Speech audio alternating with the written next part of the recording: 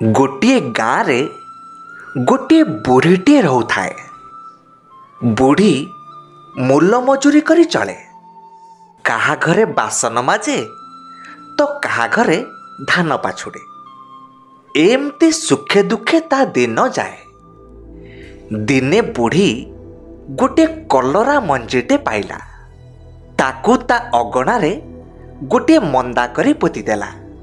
किछि दिन भितरे मंजीरु गजाटिए हेला। धीरे धीरे गजारू गछ आउ गछरू लता मारिला। दिने बुढ़ी सकाळु उठी देखिला बेलकु कलरा गछरे गोटे कलरा पाची हलदी गुरु गुरु देखा जाउछि। बुढ़ीर खुशी कहिले न सरे।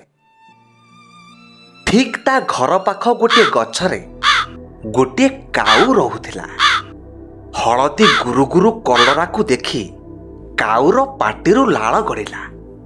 तापरे से बुढ़ी को आसी कहिला, ए बुढ़ी माउसी मते कलराटे दौनु मु खांती। बुढ़ी एते कष्टरे कलरा फळेइछि, सिए काहेकि काऊ को दब। तेणु से गोटे बुद्धि पांचिला आउ काऊ को कहिला, ए बुझिलु तूटा बड़ असना, तो थंठरे तो कादो नागिछि। तू कौन खाइबू? जदि तोर खाइया को इच्छा जा आग मामू घर कुओरु मुह धोइकरी आ, तापरे जाइकरी खाइबू। एतक सुनी काऊ भारी खुशी हे गला। आउ तापरे से उड़ी उड़ी जाई मामू घर कुओ पाखरे पहुंचिला। आउ कुओ को कहिला, रे कुओ दे पानी, धुए थंट, धाई धाई खाए कलुरी बेंट। एक कथा शुणी कुओ कहिला, बुझिलु काऊ तूटा बड़ बोकाटा। मो देहरु तू केमिति पानी काढ़िबू? तो पाखरे कौन माठिया अछि? जा आग तू कुंभार घरु माठिया आण, तापरे मो देहरु पानी काढ़ी मुह धोइबू। जा। काऊ काल विलंब न करी कुंभार घर आड़कू उड़ी चलिला।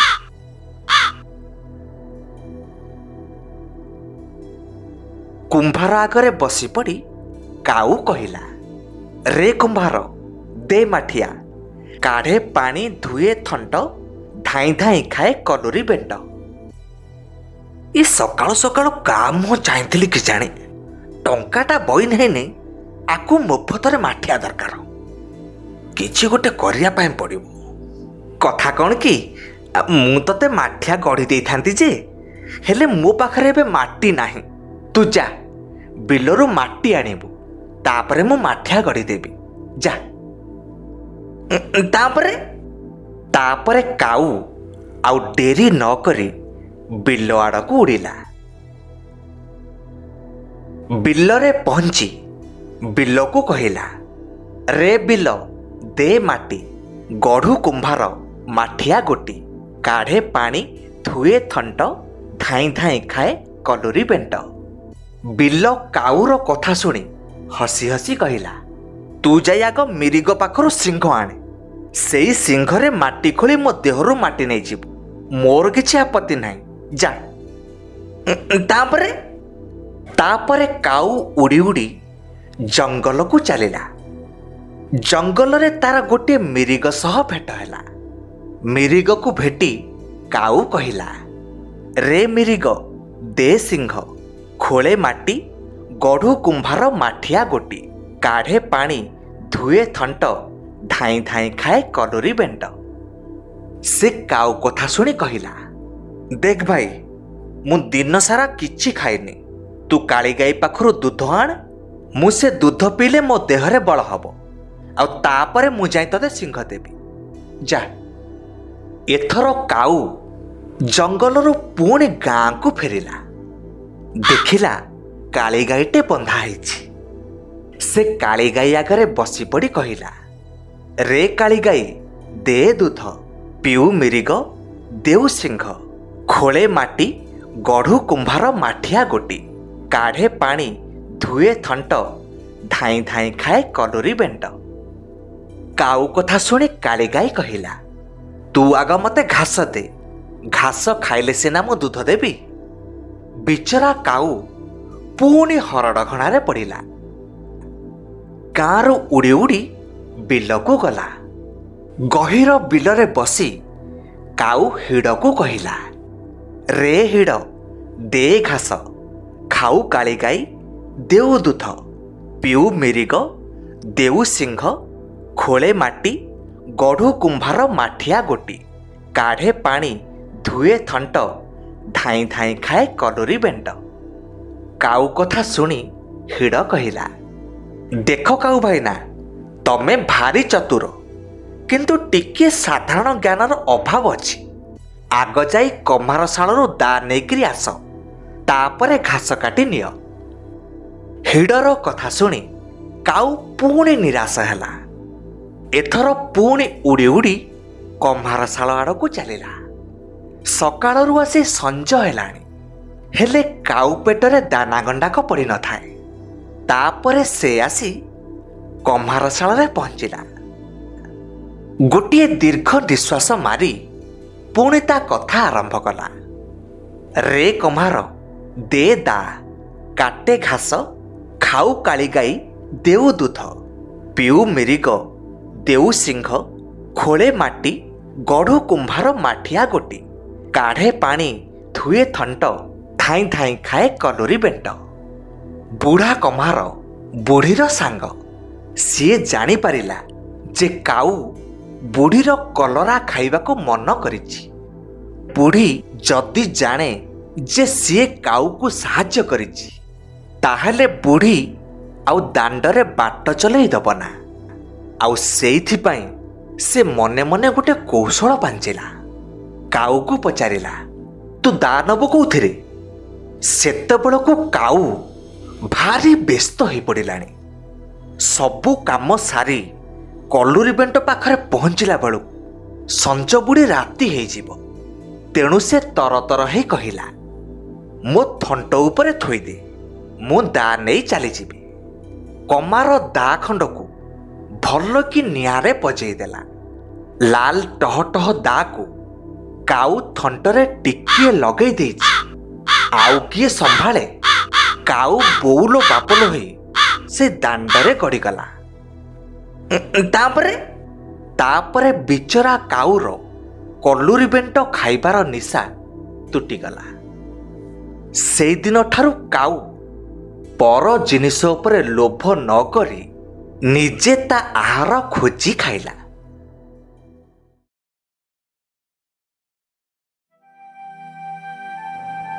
ନଈ ପାଖିଆ ଗାଁଟିଏ, ନିପଟ ମଫସଲ।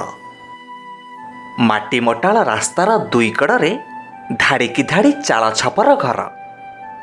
ସେଇ ଗାଁର ଶେଷ ମୁଣ୍ଡରେ ହାରାବୁଢ଼ୀର ଝାଟିମାଟି କୁଡ଼ିଆ।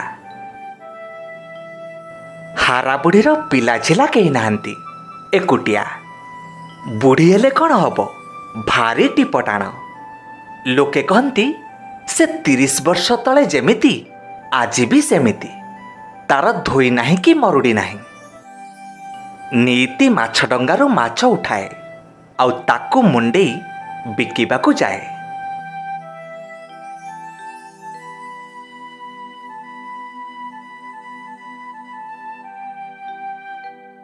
ଯାହା ବେପାର ହେଲା ହେଲା, ନହେଲେ ତାକୁ ଅଗଣାରେ ଶୁଖେଇ ଦିଏ।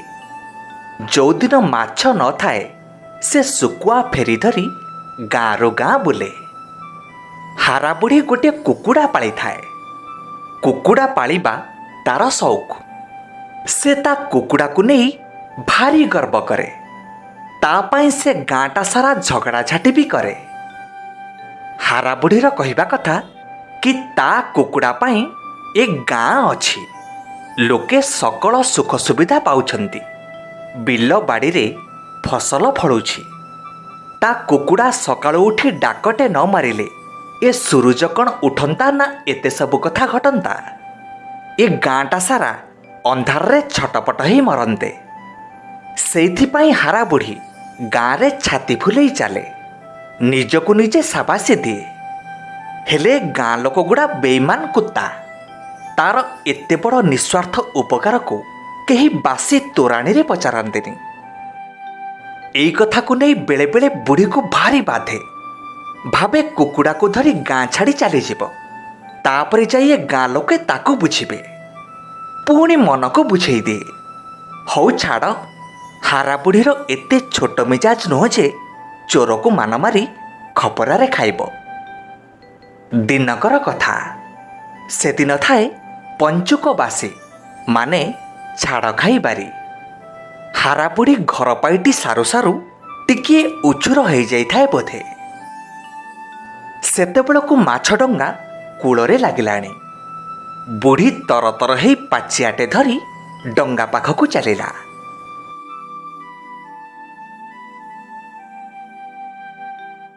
ଡଙ୍ଗା ପାଖରେ ଯାଇ ଦେଖେ ତ ତା ପାଇଁ ଆଉ ମଲା କେରାଣ୍ଡିଟିଏ ନାହିଁ। ବୁଢ଼ୀ ରାଗରେ ନିଆଁବାଣ ହେଇଗଲା। କଖାରୁଆ ଭୁଡ଼ିଟେ ପକେଇ ମଣିଆକୁ କହିଲା, ହଇରେ ମୋ ମାଛ କାଇଁ? ତୋ ମାଛ? ତୁ କ'ଣ ବଇନା ଦେଇଥିଲୁ? ଏ ଛାଡ଼ ଖାଇ ବାରିରେ ମୁଁ ତୋ ପାଇଁ ମାଛ ଧରିକି ବସିବି। କ'ଣ ହେଲା? ମୁଁ ତୋଠାରୁ ବରଷ ଯାକ ନଉଛି, ଆଜି ଟିକେ ଉଛୁରୁ ହେଇଗଲା କହୁଛୁ କ'ଣ ନା ବଇନା ଦେଇଥିଲୁ। ମୁଁ କ'ଣ ପଇସା ଦଉନି ନା ବାକି ଖାଉଛି? ଆବ ବଡ଼ ବଡ଼ ବେପାରୀ ଆସି ସକାଳୁ ଡେରା ପକେଇଛନ୍ତି, ଆଉ ତୁ ଏଇକ୍ଷଣା ଆସିଲେ କ'ଣ ହବ? ଯା ଆଜି ଶୁଖୁଆ ବିକିବୁ ଯା। ଏ ଛାଡ଼ ଖାଇ ବାରିରେ ମୁଁ ଶୁଖୁଆ ବିକିମି? କିଏ ନବ? ଶୁଖୁଆ ନହେଲେ ତ କୁକୁଡ଼ା ବିକ୍, ଆଜି ଭଲ 2 ପଇସା ମିଳିବ। କ'ଣ କହିଲୁ? ନାଇଁ ନାଇଁ, କ'ଣ କହିଲୁ? ମୋ କୁକୁଡ଼ା ବିକିମି? ଆରେ ଚାଣ୍ଡାଳ, ମୋ କୁକୁଡ଼ା ବିକିଦେଲେ ତମର ସବୁ ଅନ୍ଧାର ହେଇଯିବ, ଜାଣିଥା। ହଉ ଯା ଯା, ସିଏ ଗପ ଗୁଡ଼ା ଆଉ ମୋତେ ଶୁଣାନା। ଇଏ ସତରେ ଯେମିତି ଗାଁଟାକୁ ମୁଣ୍ଡେଇକି ବଇଛି ଆଉ। ମୁଣ୍ଡ ହଲେଇ ଦେଲେ ଆମେ କଚାଡ଼ି ହେଇକି ପଡ଼ିମୁ ଆଉ।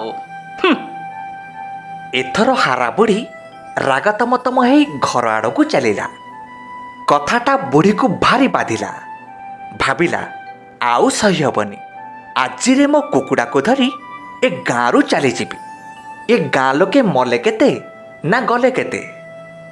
ବୁଢ଼ୀ ଘରେ ପହଞ୍ଚି ସତକୁ ସତ ପେଡ଼ି ବେଟରା ବାନ୍ଧି କୁକୁଡ଼ାକୁ ଧରି ଗାଁ ଛାଡ଼ି ଚାଲିଲା।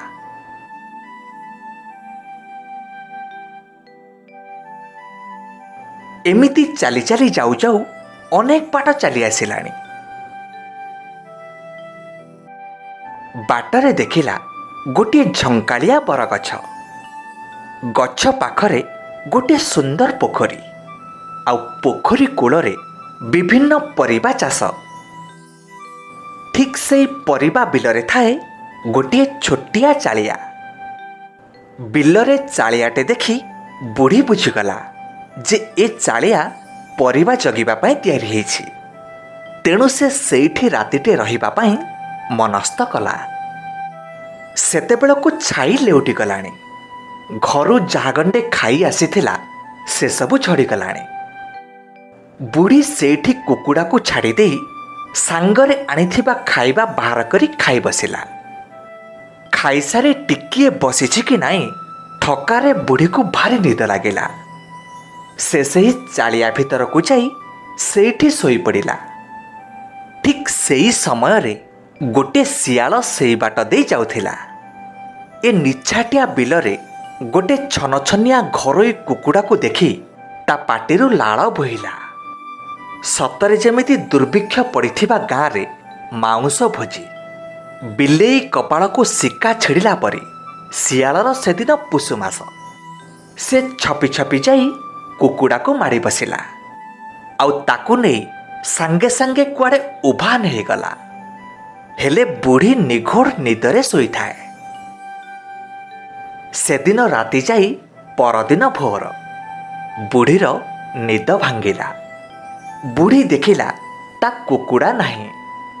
କୁଡ଼ିଆ ପାଖରେ ତା କୁକୁଡ଼ାର ପର ଓ ରକ୍ତ ଦେଖି ବୁଝିଲା ଯେ ତାକୁ କେହି ମାରି ଖାଇ ଦେଇଛି। ସେ ଭାରି ମନ ଦୁଃଖ କଲା। କୁକୁଡ଼ା ମରିବାର ଦୁଃଖଠୁ ବଳି ଯେ ଆଜି ସୁରୁଜ କେମିତି ଉଇଁବ ସେ ପାଇଁ ସେ ଆହୁରି ବ୍ୟସ୍ତ ହୋଇପଡ଼ିଲା। ହେଲେ କେଇଟା ମୁହୂର୍ତ୍ତରେ ତା ବର୍ଷ ବର୍ଷର ବଦ୍ଧମୂଳ ଭ୍ରାନ୍ତ ଧାରଣା ଭାଙ୍ଗି ଚୁରମାର ହେଇଗଲା। ସିନ୍ଦୁରା ଫାଟିଲା। ଦେଖୁ ଦେଖୁ ପୂର୍ବ ଆକାଶରୁ ଲାଲ ଟହଟହ ସୂରୁଜ ଉଇଁଲା। ବୁଢ଼ୀର ଦୀର୍ଘ ଦିନର ଅହଙ୍କାର କ୍ଷଣିକରେ ତୁଟିଗଲା। ସେଉଠୁ ସେ ତା ନିଜ ଗାଁକୁ ପୁଣି ଫେରିଗଲା। ଆଉ ସେଠି ଯାଇ ଦେଖେ ତ ସବୁଦିନ ପରି ସେଦିନ ବି ସୂରୁଜ ଉଇଁଥିଲା। ହାରା ବୁଢ଼ୀ ସେବେଠୁ ବୁଝିଲା ଯେ କୁକୁଡ଼ା ଡାକରେ ସୂରୁଜ ଆସେ ନାହିଁ, ବରଂ ସୂରୁଜ ଆସିବା ସମୟ ହେଲେ କୁକୁଡ଼ା ଡାକ ଦିଏ। ବୁଝିଲ ତ? ହଁ ଜେଜେ। କ'ଣ ବୁଝିଲ? ଯେ ଆମେ ମଣିଷ ନିଜ ତୁଚ୍ଛା ଅହଙ୍କାରକୁ ନେଇ ବଡ଼ିମା ଦେଖାଉ ସିନା, କିନ୍ତୁ ଏ ସଂସାର କାହା ପାଇଁ ଚାଲେ ନାହିଁ କି କାହା ପାଇଁ ରୁକିଯାଏ ନାହିଁ।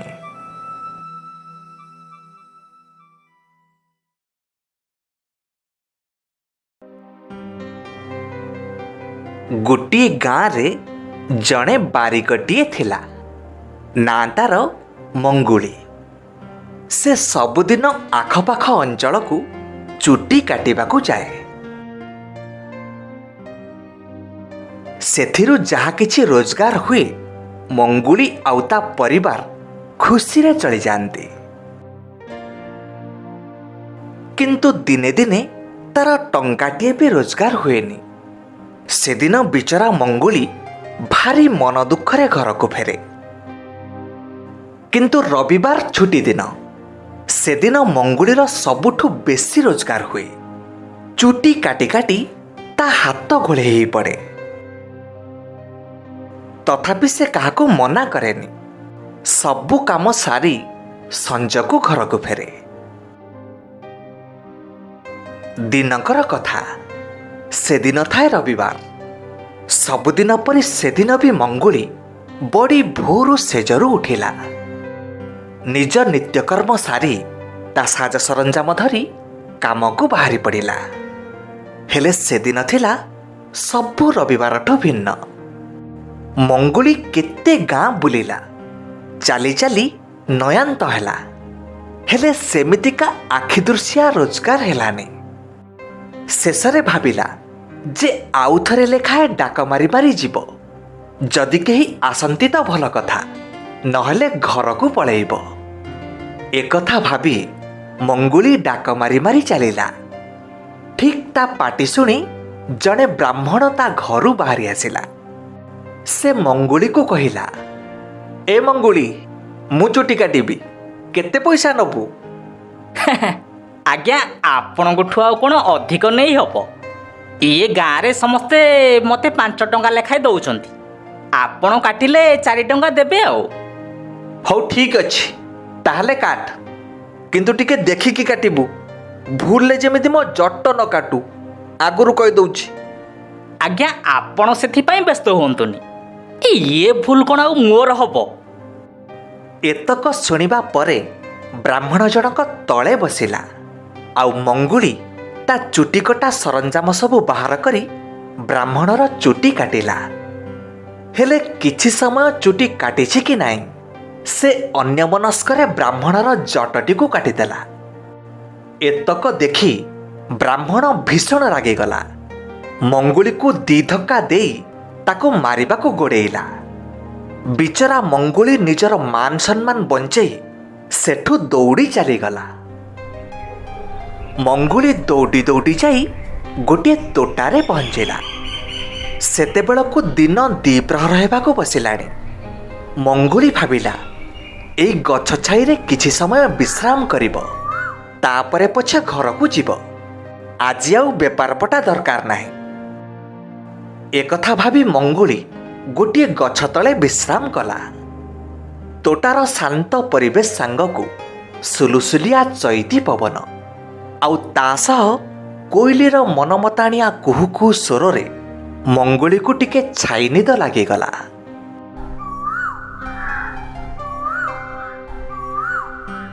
ଏମିତି କିଛି ସମୟ ଯାଇଛି, ହଠାତ୍ ଶୁଭିଲା ଗୋଟିଏ ବିକଟାଳ ଶବ୍ଦ।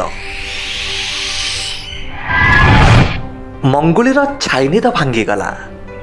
ଆଖି ଖୋଲି ଦେଖେ ତ ସାମ୍ନାରେ ଗୋଟିଏ ଭୟଙ୍କର ଭୂତ।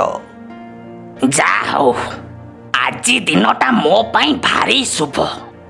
ବହୁତ ଦିନ ପରେ ଆଜି ଗୋଟିଏ ମଣିଷ ମାଂସ ଖାଇବାକୁ ମିଳିଛି। ମୁଁ ଆଜି ଭାରି ଖୁସି। ଭୂତ ପାଖରୁ ଏକଥା ଶୁଣି ମଙ୍ଗୁଳିର ଅକଲ ଗୋଡୁମ୍। ଏବେ କରିବ କ'ଣ? ହଠାତ୍ ତା ମୁଣ୍ଡରେ ଗୋଟିଏ ବୁଦ୍ଧି ପଶିଲା। ମନେ ମନେ ଭାବିଲା, ଏମିତି ଭୂତ ପାଖରେ ହାର ମାନିଯିବା ଅପେକ୍ଷା ବରଂ ଏ ଭୂତ କବଳରୁ ନିଜକୁ ବଞ୍ଚେଇବାକୁ ସମ୍ପୂର୍ଣ୍ଣ ଚେଷ୍ଟା କରିବ। ତାପରେ ଯାହା ହେବ ଦେଖାଯିବ। ଏକଥା ମନରେ ଭାବି ସେ ଭୂତକୁ କହିଲା, ଆରେ ଏ ମୂର୍ଖ, ତୋ ଦିନ ଶୁଭ ନୁହଁ, ମୋ ଦିନ ଶୁଭ। ତୁ କ'ଣ ଭାବୁଛୁ ମୁଁ ଏ ତୋଟାକୁ ମାଖୁନାଟାରେ ଆସିଛି? ଆଉ କାହିଁକି ଆଇଛୁ? ମୁଁ ଏଠିକି ତତେ ଧରିବାକୁ ଆସିଛି। ତୁ ମତେ ଧରିବାକୁ ଆଇଛୁ? ହଁ। ତୁ ବୋଧେ ଜାଣିନୁ, ମୁଁ ହଉଛି ଭୂତ ମାନଙ୍କର ରାଜା। ମୋର ବହୁତ ଶକ୍ତି। ଆରେ ତୋ ଭଳିଆ ଭୂତଙ୍କୁ ମୁଁ ମୋ ବ୍ୟାଗରେ ଧରି ବୁଲୁଛି। ଦେଖିବୁ ଏବେ। ମଙ୍ଗୁଳିର ଏ କଥାରେ ଭୂତ ବି ଟିକେ ଡରିଗଲା। ସତରେ କ'ଣ ତୁ ଆମକୁ ବ୍ୟାଗରେ ଧରିକି ବୁଲୁଛୁ? ତୋର ବିଶ୍ୱାସ ହଉନି ତ? ହଉ ର, ମୁଁ ତତେ ଦେଖଉଛି। ର ଏତକ କହି ମଙ୍ଗୁଳି ତା ବ୍ୟାଗ୍ ଭିତରୁ ଆଇନାଟେ ବାହାର କଲା ଆଉ ଭୂତକୁ ଦେଖେଇଲା। ସେଇ ଆଇନାରେ ଭୂତ ତା ପ୍ରତିଛବି ଦେଖିଲା ଯେ ଠିକ୍ ତାରି ପରି ଆଉ ଗୋଟିଏ ଭୂତ। ଏଥର ଭୂତ ଭାବିଲା ବାରିକ ଯାହା କହୁଥିଲା ଠିକ୍, ତେଣୁ ସେ ମଙ୍ଗୁଳିକୁ ଡରି ଏକଦମ ଛାନିଆ। ଭୂତଟି ସଙ୍ଗେ ସଙ୍ଗେ ମଙ୍ଗୁଳିର ଗୋଡ଼ ତଳେ ପଡ଼ିଗଲା ଆଉ ତାକୁ ବନ୍ଦୀ ନ କରିବାକୁ ନେହୁରା ହେଲା। ଏଥର ମଙ୍ଗୁଳି କହିଲା, ଠିକ୍ ଅଛି, ମୁଁ ତତେ ସବୁଦିନ ପାଇଁ ମୁକ୍ତ କରିଦେବି, କିନ୍ତୁ ତା ବଦଳରେ ମୋତେ ବହୁତ ଗୁଡ଼ିଏ ସୁନା ମୋହର ଦରକାର। ଏତକ ଶୁଣି ଭୂତ ବି ଖୁସି ହେଇଗଲା ଆଉ ମଙ୍ଗୁଳିକୁ ବହୁତ ଗୁଡ଼ିଏ ସୁନା ମୋହର ଆଣିଦେଲା। ମଙ୍ଗୁଳି ସେ ସୁନା ମୋହର ନେଇ ମନ ଖୁସିରେ ଘରକୁ ଫେରିଲା। ଗୋଟିଏ ଗାଁରେ 4 ଜଣ ବ୍ରାହ୍ମଣ ଥିଲେ। ଦିନେ ସେମାନେ ଗୋଟିଏ ଜଙ୍ଗଲ ଦେଇ ଯାଉଥିଲେ।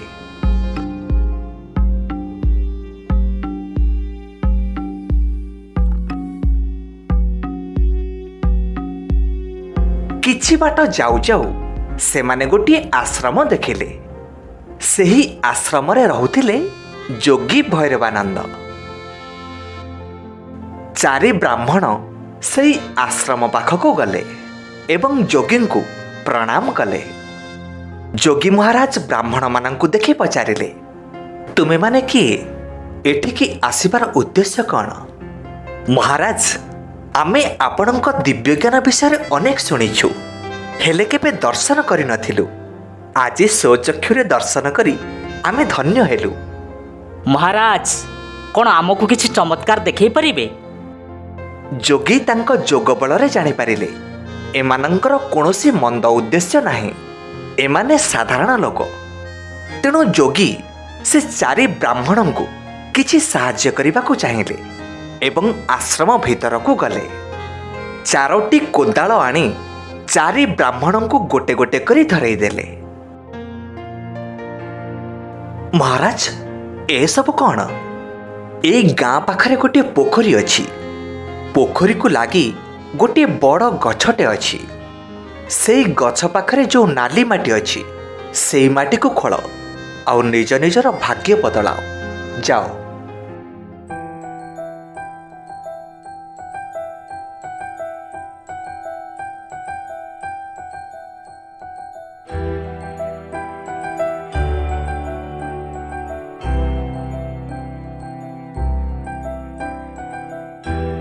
ତାପରେ ବ୍ରାହ୍ମଣମାନେ ଯୋଗୀଙ୍କ ଠାରୁ ବିଦାୟ ନେଇ ସେଇ ଗଛ ପାଖରେ ଆସି ପହଞ୍ଚିଲେ।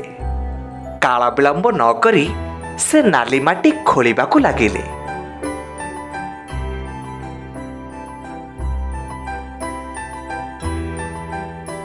କିଛି ସମୟରେ ପ୍ରଥମ ବ୍ରାହ୍ମଣକୁ କିଛି ତମ୍ବା ପଥର ମିଳିଲା।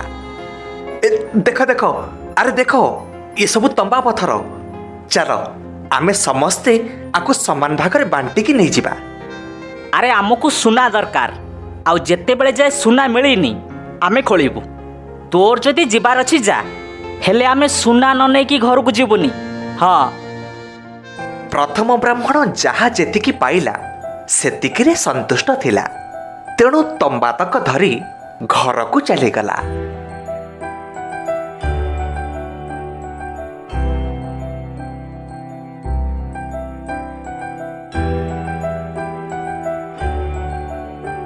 ତାପରେ ଦ୍ୱିତୀୟ ବ୍ରାହ୍ମଣଙ୍କୁ କିଛି ଚାନ୍ଦିର ପଥର ମିଳିଲା।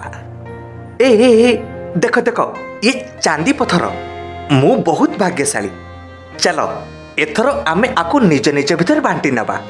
ବୋଧେ ଯୋଗୀ ମହାରାଜ ଏଇ ମୂଲ୍ୟବାନ ଦ୍ରବ୍ୟ କଥା କହୁଥିଲେ। ଆରେ ଆମକୁ ଏଯାଏ ସୁନା ମିଳିନି, ଆମକୁ ଆହୁରି ଖୋଳିବାକୁ ପଡ଼ିବ।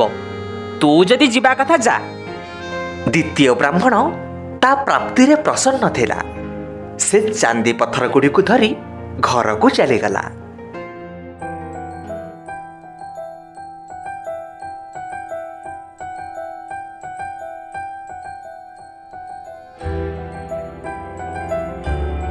ଆରେ ଦେଖ ଦେଖ, ଇଆଡ଼େ ଟିକେ ନଜର କର। ଆରେ ସୁନା ମିଳିଗଲା, ସୁନା। ଚାଲ ଏଥର ଆମେ ଘରକୁ ଯିବା ଆଉ ଆକୁ ବାଣ୍ଟି ନେବା। ନା ନା, ଏ ନିଶ୍ଚିତ ରହସ୍ୟମୟ ଜାଗା। ପ୍ରଥମେ ତମ୍ବା, ତାପରେ ଚାନ୍ଦି, ତାପରେ ସୁନା।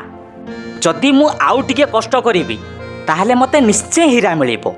ତୁ ଯା, ମୁଁ ହୀରା ନେଇକି ହିଁ ଯିବି। ଦେଖ, ଏତେ ଲୋଭ କରିବା ଠିକ ନୁହଁ। ଶେଷରେ ତତେ କିଛି ମିଳିବନି। ଆରେ ଆମକୁ ତ ଏତେ ସବୁ ମିଳିଲାଣି। ଚାଲ ଏଥର ଆମେ ଘରକୁ ଯିବା। ଏ ହୀରା ନିଶା ଛାଡ଼। ନା ନା, ମୁଁ ତତେ ତ ସୁନା ଭାଗ ମାଗିବିନି। ତୁ ଯା।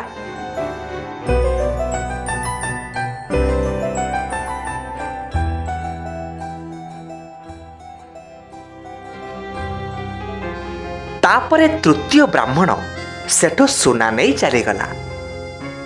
କିନ୍ତୁ ଚତୁର୍ଥ ବ୍ରାହ୍ମଣ ସେମିତି ଖୋଳିବାରେ ଲାଗିଥାଏ। ସେତେବେଳକୁ ସମୟ ଅନେକ ହେଲାଣି, କିନ୍ତୁ ବ୍ରାହ୍ମଣ ଖୋଳିବା ବନ୍ଦ କରୁନଥାଏ। ଏମିତି ଖୋଳୁ ଖୋଳୁ ମାଟିରେ ବହୁତ ବଡ଼ ସୁଡ଼ଙ୍ଗଟିଏ ଦେଖାଗଲା। ଆଉ ଅଚାନକ ବ୍ରାହ୍ମଣ ସେଇଥିରେ ଖସି ପଡ଼ିଲା। ତାପରେ ସେ ଖସି ଖସି ଯାଇ ଗୋଟିଏ ବଡ଼ ଗୁମ୍ଫାରେ ପହଞ୍ଚିଲା। ସେଠି ପହଞ୍ଚି ଦେଖିଲା ସୁନା, ରୂପା, ହୀରା, ଲୀଳା, ମୋତି, ମାଣିକ ଅନେକ ମୂଲ୍ୟବାନ ଦ୍ରବ୍ୟର ଗୋଟିଏ ଭଣ୍ଡାର। ଆଉ ସେଇଠି ଗୋଟିଏ ଲୋକଟେ ଠିଆ ହେଇଛି, ଯାହା ମୁଣ୍ଡରେ ଗୋଟିଏ ବଡ଼ ଚକ୍ରି ବୁଲୁଛି। ବ୍ରାହ୍ମଣ ବଡ଼ ତାଜୁବ ହେଇଗଲା। ତୁମେ କିଏ? ଆଉ ଆଉ ଏଠି କ'ଣ କରୁଛ? ଆଉ ତମ ମୁଣ୍ଡରେ ଇଏ ଚକ୍ରି କ'ଣ? ବ୍ରାହ୍ମଣ ଏତିକି କହିବା ମାତ୍ରେ ଚକ୍ରିଟି ସେ ଲୋକ ମୁଣ୍ଡରୁ ବ୍ରାହ୍ମଣ ମୁଣ୍ଡକୁ ଚାଲି ଆସିଲା। ଆରେ ଆରେ ଆରେ ଇଏ କ'ଣ ହେଉଛି? ଏ ଭାଇ, ଏ ଚକ୍ରିକୁ ମୋ ମୁଣ୍ଡରୁ କାଢ଼। ମୁଁ କିଛି କରିପାରିବିନି। ଏସବୁ ଈଶ୍ୱରଙ୍କ ଇଚ୍ଛା। ଏବେ ତମକୁ ଏ ରତ୍ନଭଣ୍ଡାରର ଜଗୁଆଳି ହିଁ ରହିବାକୁ ପଡ଼ିବ। ଜଗୁଆଳି? ହଁ, ଜଗୁଆଳି। ନା ତମକୁ ଭୋକ ହବ, ନା ଶୋଷ, ନା ତମର ବୟସ ବଢ଼ିବ। ତମକୁ ଏଠି ମରଣ ବି ହବନି। ବାସ୍ ତମେ ଏମିତି ଯନ୍ତ୍ରଣା ପାଇ ଏଇଠି ସଢ଼ିବ। ହେ ପ୍ରଭୁ, ମୋ ମୁଣ୍ଡ ଫାଟି ପଡ଼ୁଛି। ଭାଇ ଦୟାକରି କୁହ, ମୁଁ ଏଥିରୁ କେମିତି ମୁକ୍ତି ପାଇବି? ଜଣେ ଲୋକ ଯେତେବେଳେ ବେଶୀ ଲୋଭ କରେ ସେ ଏଇଠିକି ଆସିଥାଏ। ଯେତେବେଳେ ତମ ପରି ଆଉ ଜଣେ କେହି ଲୋଭୀ ଏଇଠିକି ଆସିବ, ସେତେବେଳେ ତମେ ଏଠୁ ମୁକ୍ତି ପାଇବ। ଆଚ୍ଛା, ତମେ ଏଠି କେବେ ଆସିଥିଲ? ସେ କଥା ମୁଁ ସଠିକ୍ ଜାଣିନି। ହଁ, ମୋର ଏତିକି ମନେ ଅଛି, ସେ ସମୟରେ ରାମଚନ୍ଦ୍ର ଅଯୋଧ୍ୟାର ରାଜା ଥିଲେ। ହଁ, ମୋତେ ତମ୍ବା, ଚାନ୍ଦି, ସୁନା ସବୁ ମିଳିଥିଲା। କିନ୍ତୁ ମୁଁ ହୀରା ଲୋଭରେ ଏଠି ଆସି ପହଞ୍ଚି ଯାଇଥିଲି। ବାସ୍, ମୋ ପାଳି ସରିଗଲା। ଆଉ ଲୋଭ କରିବିନି। ଏଥର ତମ ପାଳି, ତମେ ଭୋଗ। ଏତକ କହି ସେ ସେଠୁ ଚାଲି ଆସିଲା। କିନ୍ତୁ ଲୋଭୀ ବ୍ରାହ୍ମଣ ସେ ରତ୍ନଭଣ୍ଡାରର ଜଗୁଆଳି ହେଇ ରହିଲା। ତେଣୁ ପିଲାମାନେ, ସୁଖ ଶାନ୍ତିପୂର୍ଣ୍ଣ ଜୀବନର ସବୁଠୁ ବଡ଼ ଶତ୍ରୁ କିଏ ଜାଣ? ସେ ହେଉଛି ଏଇ ଲୋଭ। ଆଖି ଥାଉ ଥାଉ ଏ ଲୋଭ ମଣିଷକୁ ଅନ୍ଧ କରିଦିଏ। ଲୋଭରେ ପଡ଼ି ଅନେକ ଲୋକ ତାଙ୍କ ମାନ ସମ୍ମାନ, ସମ୍ପର୍କ, ଶେଷରେ ଜୀବନ ମଧ୍ୟ ହରାଇଛନ୍ତି। ତେଣୁ ଜୀବନରେ କେବେ ବି ଲୋଭ କରିବନି।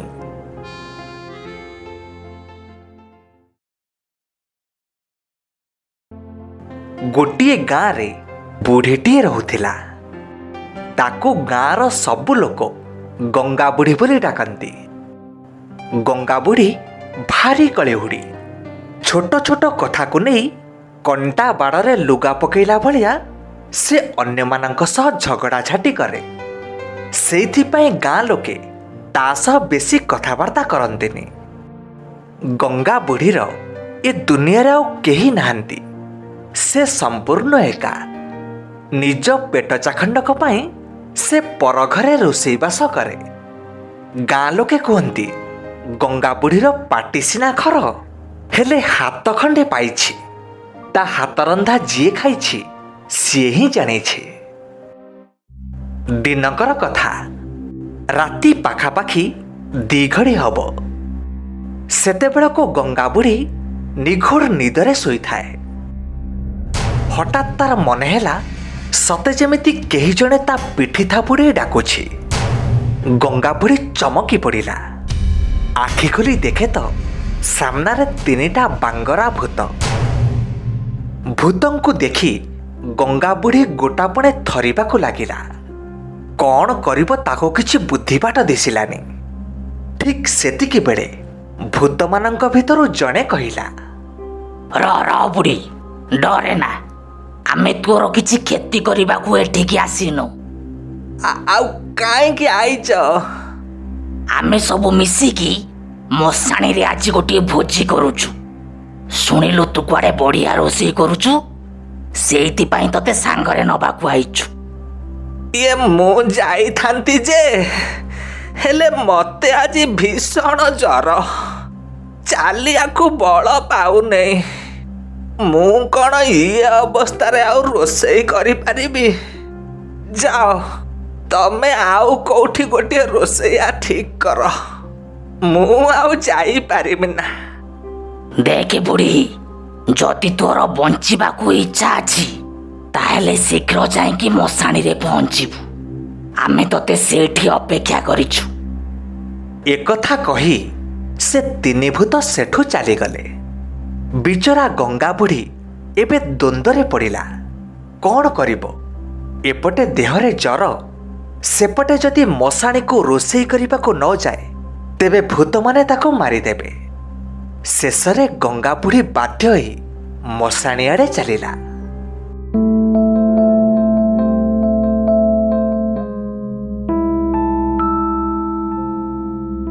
କିଛି ବାଟ ଯାଇଛି କି ନାହିଁ ଆଉ ଚାଲିପାରିଲାନି। ଶେଷରେ ବାଧ୍ୟ ହୋଇ ସେଇ ମଝି ବାଟରେ ବସି ପଡ଼ିଲା। ଠିକ୍ ସେତିକି ବେଳେ ଜଣେ ଲୋକ ସେଇ ବାଟ ଦେଇ ଯାଉଥିଲା। ଏତେ ରାତିରେ ଗୋଟିଏ ବୁଢ଼ୀକୁ ଦେଖି ଲୋକଟି ପ୍ରଥମେ ଡରିଗଲା, କିନ୍ତୁ ସାହସ ବାନ୍ଧି ତା ପାଖକୁ ଆସି ପଚାରିଲା, ମାଉସୀ, ଏତେ ରାତିରେ ତମେ କୁଆଡ଼େ ଯାଉଛ? ତାପରେ ଗଙ୍ଗା ବୁଢ଼ୀ ଲୋକଟିକୁ ଗୋଟି ଗୋଟି କରି ସବୁ କଥା କହିଲା। ବୁଢ଼ୀ ପାଖରୁ ଏତେ କଥା ଶୁଣି ଲୋକଟି କହିଲା, ଆଚ୍ଛା, ଏଇ କଥା। ହଉ, ତମେ ମୋଟେ ବ୍ୟସ୍ତ ହୁଅ ନା। ମୁଁ ହେଉଛି ରବି। ମୁଁ ବି ଗୋଟେ ରୋଷେଇଆ। ଏବେ ପା ହେଇ ଗୋଟେ ବାହାଘରିଆ ରୋଷେଇ ସାରି ଫେରୁଛି। ତମେ ରୁହ, ତମ ବଦଳରେ ମୁଁ ମଶାଣି ଯାଇ ରୋଷେଇ କରିଦେଇ ଆସୁଛି, ହେଲା? ହଉ ରେ ବାପ, ହଉ ହଉ।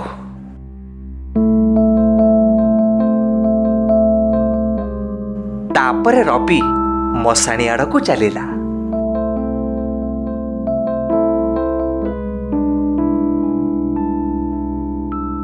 ବାସ୍ କିଛି ସମୟ ଭିତରେ ମଶାଣିରେ ଯାଇ ପହଞ୍ଚିଲା।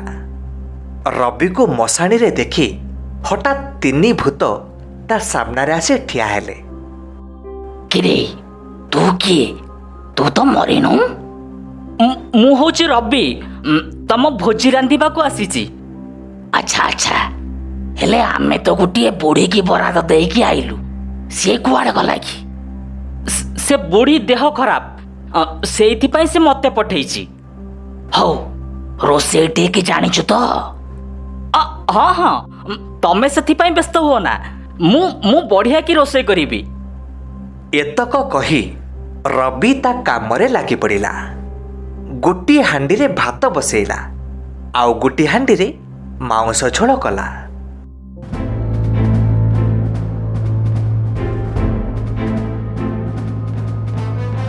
ବାସ୍ ଗୋଟିଏ ଘଣ୍ଟା ଭିତରେ ସେ ତା ରୋଷେଇବାସ ସାରିଦେଲା।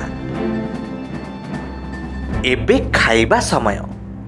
ରବି ହାତରନ୍ଧା ମାଉଁସ ଝୋଳ ଖାଇ ଭୂତମାନେ ଭାରି ଖୁସି ହେଲେ। ସେମାନେ ଆଜି ଯାଏ ଏମିତିକା ସୁଆଦିଆ ମାଉଁସ ଝୋଳ କେବେ ଖାଇନଥିଲେ। ତାପରେ ତିନି ଭୂତଙ୍କ ଭିତରୁ ଜଣେ ପାଖରେ ଥିବା ଗୋଟିଏ ଗଛ ଉପରକୁ ଚଢ଼ିଗଲା, ଆଉ ସେଇ ଗଛ କୋରଡ଼ରୁ ଗୋଟିଏ ଚମଡ଼ା ଥଳି ଆଣି ରବି ହାତରେ ଧରେଇଦେଲା। ରବି ସେ ଥଳି ଖୋଲି ଦେଖେ ତ ସେଥିରେ 100ଟି ସୁନା ମୋହର ଅଛି। ସୁନାତକ ଦେଖି ରବି ଭାରି ଖୁସି ହେଲା, ଆଉ ଭୂତମାନଙ୍କ ଠାରୁ ବିଦାୟ ନେଇ ସେଠୁ ଫେରି ଆସିଲା। ବାଟରେ ରବି ଭାବିଲା ଯେ ସୁନା ମୋହର ଉପରେ ଗଙ୍ଗା ବୁଢ଼ୀର ବି ଅଧିକାର ଅଛି, କାରଣ ସେ ହିଁ ତାକୁ ରୋଷେଇ କରିବାକୁ ପଠାଇଥିଲା। ଏକଥା ମନରେ ଭାବି ସେ ଗଙ୍ଗା ବୁଢ଼ୀ ପାଖରେ ଯାଇ ପହଞ୍ଚିଲା। ସେତେବେଳକୁ ରାତି ସରିବାକୁ ବସିଲାଣି। ରବି ଗଙ୍ଗା ବୁଢ଼ୀକୁ ରାତିରେ ଘଟିଥିବା ସବୁ କଥା କହି ତା ହାତକୁ 50ଟି ସୁନା ମୋହର ଗଣିଦେଲା। ହେଲେ ଗଙ୍ଗା ବୁଢ଼ୀର ଲୋଭ ପ୍ରଚୁର। ସେ କୋଉ ଛାଡ଼ିବା ଜନ୍ତୁ। ଝଟ୍କି ସେ ରବି ହାତରୁ ସବୁ ସୁନା ମୋହର ତକ ଝାମ୍ପି ଆଣି କହିଲା, ଏ ସବୁ ସୁନା ମୋହର ମୋର। କ'ଣ ହେଲା? ଏତେ ରାତିରେ ମଶାଣିକୁ ଯାଇ ମୁଁ ରୋଷେଇ କରିବି, ଆଉ ତମେ କହିବ ସବୁ ସୁନା ମୋର ତମର? ନା ନା ନା ନା ନା, ସେ କଥା ହେଇପାରିବନି। ରବିଠୁ ଏକଥା ଶୁଣି ଗଙ୍ଗା ବୁଢ଼ୀ ଭୀଷଣ ରାଗିଗଲା। ରାଗରେ ରବିକୁ ଗାଳିଗୁଲଜ କରିବାକୁ ଲାଗିଲା। ଭୋରୁ ଭୋରୁ ଏପରି ପାଟିତୁଣ୍ଡ ଶୁଣି ଗାଁ ଲୋକେ ରବି ଓ ଗଙ୍ଗା ବୁଢ଼ୀକୁ ଗାଁ ମୁଖିଆଙ୍କ ପାଖକୁ ନେଇଗଲେ।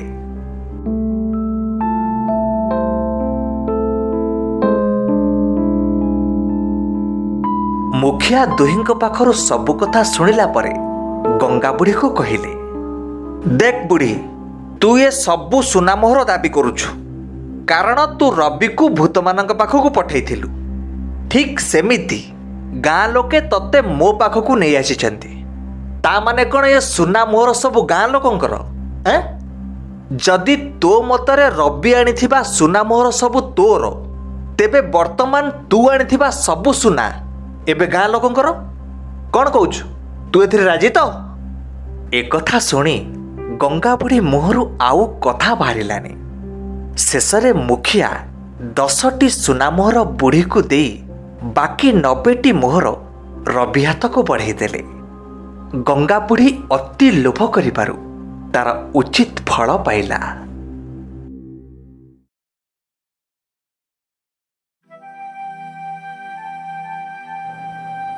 ଗୋଟିଏ ଘଞ୍ଚ ଜଙ୍ଗଲ। ସେଇ ଜଙ୍ଗଲରେ ପୋଖରୀଟିଏ ଥାଏ। ସେଠିକି ଜଙ୍ଗଲର ଅନେକ ପଶୁପକ୍ଷୀ ପାଣି ପିଇବାକୁ ଆସନ୍ତି। ଠିକ୍ ସେଇ ପୋଖରୀ କୂଳରେ ଥିବା ଗୋଟିଏ ଗଛ ପାଖରେ ରହୁଥାଏ ଗୋଟିଏ ବିଲୁଆ। ସେ ଭାରି ଅଳସୁଆ। ସବୁଦିନ ସେ ଜଙ୍ଗଲ ଭିତରକୁ ଯାଏ, ହେଲେ ନିଜେ ଶିକାର କରିବା ବଦଳରେ ଅନ୍ୟ ଜୀବଜନ୍ତୁ ଶିକାର କରି ଛାଡ଼ି ଯାଇଥିବା ପଚା ମାଉଁସକୁ ଖାଇ ପୁଣି ଘରକୁ ଫେରିଆସେ। ଆଉ ଘରକୁ ଆସି ପୋଖରୀରୁ ପାଣି ପିଇ ଅଚିନ୍ତା ନିଦରେ ଶୋଇଯାଏ। ଏମିତି ବିଲୁଆ ବିନା ପରିଶ୍ରମରେ ଚଳିଯାଏ। ଦିନେ ସେ ଗଛ ପାଖରେ ଥାଇ ଭାବିଲା, ଏଠିକି ଏତେ ଜୀବଜନ୍ତୁ ପାଣି ପିଇବାକୁ ଆସୁଛନ୍ତି, ହେଲେ ସେ ବାଘଟା କାହିଁକି ଆସୁନି କେଜାଣି? ଏଠିକି ବାଘ ଯଦି ଆସନ୍ତା ଭାରି ଭଲ ହୁଅନ୍ତା। ଏ ଡଉଲ ଡାଉଲ ହରିଣ ଆଉ ଠେକୁଆଙ୍କୁ ଦେଖି ଯେମିତି ହେଲେ ମାରି ଖାଆନ୍ତା। ବିଲୁଆ ଏମିତି ଭାବିବାର କାରଣ ହେଉଛି ଯେ ଯଦି ବାଘ ସେମାନଙ୍କୁ ମାରି ଖାଏ, ତାହେଲେ ଶେଷକୁ ତା ପାଇଁ ବି କିଛି ତାଜା ମାଂସ ଛାଡ଼ିକି ଯାଆନ୍ତା। ଆଉ ସେଇ ଛାଡ଼ଛୁଡ଼ା ମାଉଁସରେ ସେ ତା ପେଟ ପୂଜା କରନ୍ତା। ତାକୁ ଆଉ ଜଙ୍ଗଲ ଭିତରକୁ ଯିବାକୁ ପଡ଼ନ୍ତାନି। ସେଇଠି ଖାଇ ସେଇଠି ଶୁଅନ୍ତା। ଏଇ ଆଶାରେ ବିଲୁଆ ସେଠି ଅନେକ ଦିନ ଧରି ବାଘକୁ ଅନେଇ ରହିଲା। ହେଲେ ବାଘର ଦେଖା ଦର୍ଶନ ମିଳିଲାନି। ଶେଷରେ ବିଲୁଆ ବାଘକୁ ନିମନ୍ତ୍ରଣ କରିବାକୁ ଜଙ୍ଗଲ ଭିତରକୁ ଗଲା।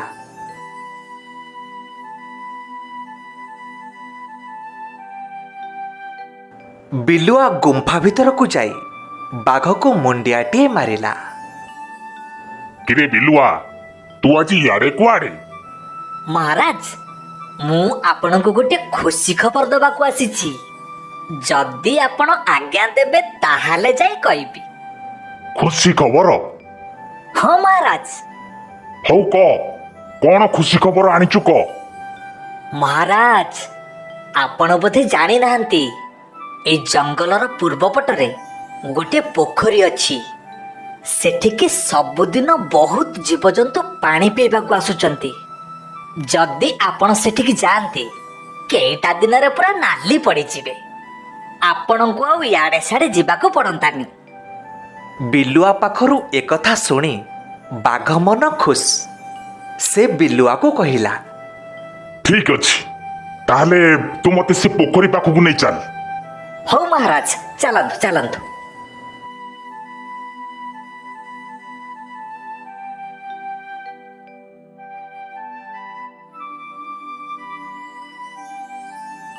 ତାପରେ ବିଲୁଆ ଓ ବାଘ ଦୁହେଁ ସେ ପୋଖରୀ ପାଖରେ ଆସି ପହଞ୍ଚିଲେ। ବାଘ ଗୋଟିଏ ଗଛ ଉଆଡ଼ରେ ଲୁଚି ରହିଲା। ଆଉ ଯେମିତି ଗୋଟିଏ ଠେକୁଆ ପାଣି ପିଇବାକୁ ଆସି ପହଞ୍ଚିଛି, ବାଘ ଚଟକି ତାକୁ ମାଡ଼ି ବସିଲା। ଠେକୁଆକୁ ମାରି ପ୍ରଥମେ ବାଘ ତା ପେଟ ପୂଜା କଲା, ଆଉ ତାପରେ ବିଲୁଆ। ଠିକ୍ ସେଇଦିନଠୁ ବାଘ ଗଛ ଉଆଡ଼ରେ ଲୁଚି ରହେ। ନିଜ ପସନ୍ଦର ଶିକାର ଆସିଲେ ସେ ତାକୁ ମାରି ଖାଏ। ଆଉ ବାଘ ଖିଆ ସରିବା ପରେ ଯାହା କିଛି ବଳି ପଡ଼େ ତାକୁ ବିଲୁଆ ମନ ଖୁସିରେ ଖାଏ। ଏମିତି କିଛି ଦିନ ଚାଲିଲା।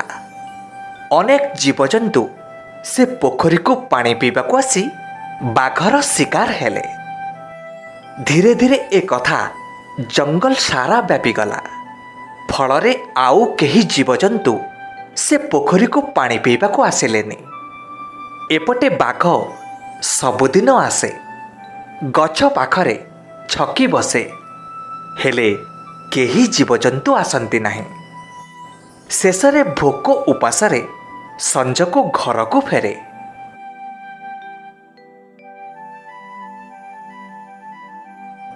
ଏମିତି 2-4 ଦିନ ଚାଲିଲା। ଦିନେ ବାଘ ସଞ୍ଜ ପର୍ଯ୍ୟନ୍ତ ଅପେକ୍ଷା କଲା, ହେଲେ ସେଦିନ ବି କେହି ଆସିଲେନି। ଶେଷରେ ବାଘ ଭୋକ ବିକଳରେ ସେଇ ବିଲୁଆକୁ ମାରି ତା ଭୋକ ମେଣ୍ଟେଇଲା। ଅତି ସୁବିଧାବାଦୀ ବିଲୁଆ ଦିନେ ନିଜ ଗାତରେ ନିଜେ ପଡ଼ି ମଲା। ତେଣୁ ପିଲାମାନେ କେବଳ ନିଜ ସୁବିଧା ପାଇଁ ଶତ୍ରୁ ସହ ଗୁପ୍ତରେ ହାତ ମିଳେଇବା ବେଳେବେଳେ ଭାରି ମହଙ୍ଗା ପଡ଼େ।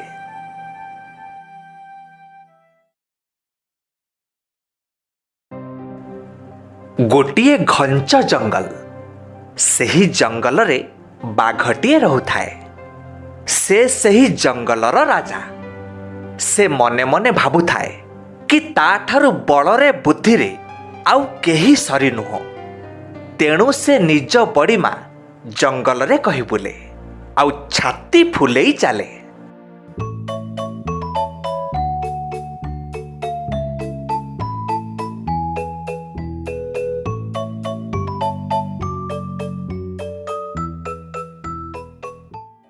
ଥରେ ଗୋଟିଏ ଠେକୁଆ ଆଗରେ ନିଜର ବାହାଦୁରୀ ବଖାଣୁଥିଲା। ବୁଝିଲୁ ଠେକୁଆ, ମୋ ଠାରୁ ଶକ୍ତିଶାଳୀ ସାରା ପୃଥିବୀରେ କେହି ନାହାନ୍ତି, ନା କ'ଣ କହୁଛୁ? ନାଇଁ ମା ମଣିମା, ଆପଣ ମଣିଷକୁ ଦେଖି ନାହାନ୍ତି। ସେ ଭାରି ଶକ୍ତିଶାଳୀ ଆଉ ଭାରି ବୁଦ୍ଧିଆ। କ'ଣ ହେଲା? ମୋ ଠାରୁ ମଣିଷ ଶକ୍ତିଶାଳୀ? ବାଘଟି ମଣିଷକୁ କେବେ ଆଗରୁ ଦେଖିନଥିଲା, ତେଣୁ ସେ ଠେକୁଆକୁ କହିଲା, ଆଚ୍ଛା, ତୁ ତୁ କେବେ ମଣିଷକୁ ଦେଖିଛୁ? ନାଇଁ ମଣିମା, ଖାଲି ଶୁଣିଛି। ତା ସାମ୍ନାକୁ ଗଲେ ହାତୀ ବି କୁଆଡେ ବନ୍ଦୀ ହୁଏ। ଆଉ ମୁଁ ତ ଛାର, ମୁଁ କଣ ତାକୁ କେବେ ଦେଖା କରିବାର ସାହସ କରିବି? ଚୁପ୍, ସେ ବାଜେ କଥା ଗୁଡ଼ା ମୋ ଆଗରେ କହନା।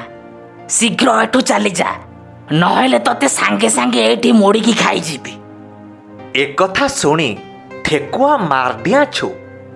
ଏପଟେ ବାଘ ମୁଣ୍ଡରେ ତ ମଣିଷର କଥା ପଶିଛି, ତେଣୁ ସେ ମଣିଷକୁ ଖୋଜିବାକୁ ଲାଗିଲା। ସାରା ଜଙ୍ଗଲ ବୁଲିଲା। ଏମିତି ଜଙ୍ଗଲରେ ଯାଉ ଯାଉ ଭେଟ ହେଲା ମାଙ୍କଡ଼ଟିଏ। ଆରେ ଏଇ ମାଙ୍କଡ଼, ତୁ କେବେ ମଣିଷକୁ ଦେଖିଛୁ? ମୁଁ ଶୁଣିଲି କାଳେ ସିଏ ମୋଠୁ ଆହୁରି ଚାଲାକ। ବାପରେ ବାପ, ମଣିଷ ସେ ଭାରି ଶକ୍ତିଶାଳୀ। ସେ ଯେତିକି ଶକ୍ତିଶାଳୀ ସେତିକି ବୁଦ୍ଧିଆ। ତା ବୁଦ୍ଧି ବଳରେ ହାତୀ ଭଳିଆ ଏଡେ ବଡ଼ ଜୀବକୁ ସେ ତା ଗୋଲାମ କରି ରଖିଛି। ଆଉ ତମେ କଣ? ମଣିଷ ଆଗରେ ତମ ବାହାଦୁରୀ କିଛି କାମ କରିବ ନା। ହଁ, ହେଁ, କ'ଣ କହିଲୁ? ଦେଖିବୁ ଏଇଖିଣା। ଏକଥା କହି ବାଘ ମାଙ୍କଡ଼କୁ ମାରିବାକୁ ଗୋଡ଼େଇଲା। ମାଙ୍କଡ଼ ଡିଆଁଟେ ମାରି ସେଠୁ ଚାଲିଗଲା। ଏବେ ବାଘ ମୁଣ୍ଡରେ ମଣିଷକୁ ଖୋଜିବାର ନିଶା ଜୋର ଧରିଲା। ଶେଷରେ ବାଘ ଗୋଟିଏ ହାତୀ ସହ ଭେଟ ହେଲା। ଆରେ ହେଇ, ତୁ କେବେ ମଣିଷକୁ ଦେଖିଛୁ? କାହିଁ, କ'ଣ ହେଲା କି? ସିଏ କ'ଣ ମୋଠୁ ଶକ୍ତିଶାଳୀ ଆଉ ମୋଠୁ ବୁଦ୍ଧିଆ? ହଁ, ହଁ, ସେ ଖାଲି ତମଠୁ ନୁହଁ, ସାରା ଜଙ୍ଗଲରେ ଯେତେ ପ୍ରାଣୀ ଅଛନ୍ତି ଗୋଟିଏ ମଣିଷ ଶକ୍ତିକୁ ଆମେ ସରି ନୁହଁ। ତା ମୁଣ୍ଡରେ ବହୁତ ବୁଦ୍ଧି। ସିଏ ତା ବୁଦ୍ଧି ବଳରେ ଜଙ୍ଗଲର ସାରା ପ୍ରାଣୀଙ୍କୁ ବି ବନ୍ଦୀ କରି ତା ଗୋଲାମ କରିପାରେ। ହେ ରଖ ମୋ ସେ ପ୍ରବଚନ। ତୁ ମତେ ବୋଧେ ଜାଣିନୁ, ନହେଲେ ଏମିତିଆ କଥା କହିନଥାନ୍ତୁ। ହଁ, ଏତକ କହି ବାଘ ଆଗକୁ ଚାଲିଲା। ମଣିଷ ଖୋଜିବାର ନିଶାରେ ସେ ଗୋଟିଏ ଗଛ ମୂଳେ ଯାଇ ପହଞ୍ଚିଲା। ଆଉ ସେଠି ଦେଖିଲା ଗୋଟିଏ ଅଜବ ଜୀବ।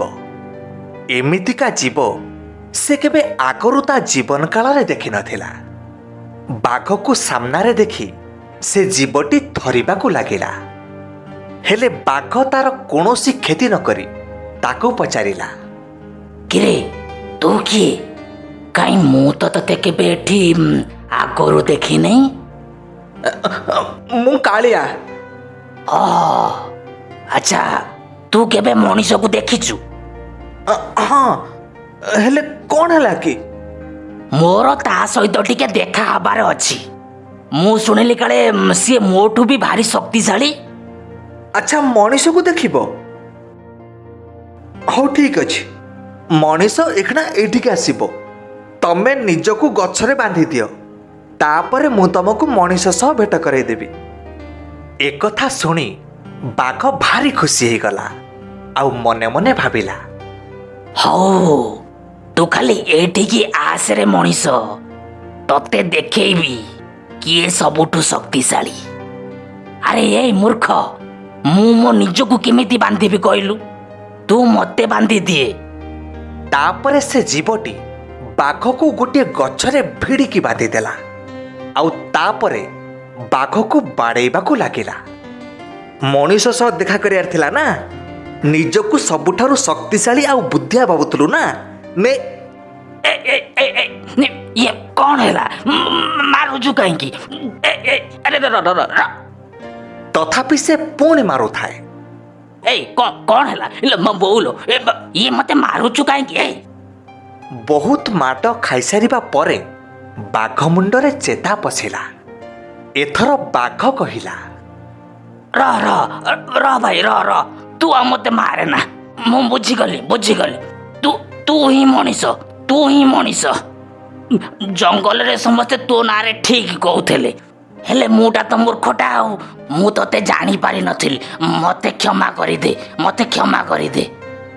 ପ୍ରକୃତରେ ବାଘକୁ ବାନ୍ଧି ମାରୁଥିବା ଜୀବଟି ମଣିଷ ହିଁ ଥିଲା। ତାପରେ ମଣିଷ ବାଘକୁ ସେଇଠି ବାନ୍ଧି ଦେଇ ଘରକୁ ଫେରିଆସିଲା। ତେଣୁ ପିଲାମାନେ ନିଜର ଶକ୍ତି ସାମର୍ଥ୍ୟ ଉପରେ ଭରସା ରଖ, ନିଜ ଉପରେ ସମ୍ପୂର୍ଣ୍ଣ ବିଶ୍ୱାସ ରଖ, କିନ୍ତୁ ନିଜେ ଅନ୍ୟ ସମସ୍ତଙ୍କ ଠାରୁ ଶକ୍ତିଶାଳୀ, ବୁଦ୍ଧିମାନ ଓ ଜ୍ଞାନୀ ବୋଲି ଭାବିବା ମୂର୍ଖାମୀ।